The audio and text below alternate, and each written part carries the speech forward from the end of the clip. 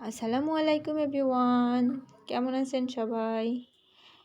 এই সুন্দর কাজটাকে কী নামে রাখবো জানি না, তবে আমি ভাবতেছি এটাকে নট্রি নাম দেই। কি বলেন আপনারা?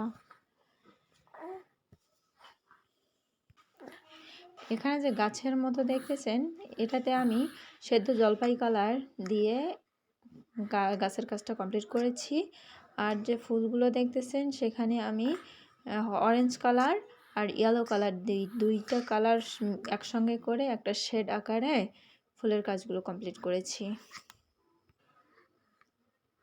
এখানে আমি ফুলের ভিতরে ছোট ছোট করে লাচি সুতা, দুইটা লাচি সুতা দিয়ে ডালের কাজটা করেছি।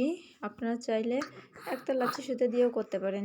তো সম্পূর্ণ কাজটা দেখতে হলে অবশ্যই ভিডিওটি না টেনেই দেখতে হবে। কেমন হয়েছে অবশ্যই কমেন্ট করে জানাইয়েন। ধন্যবাদ সবাইকে। আসসালামু আলাইকুম।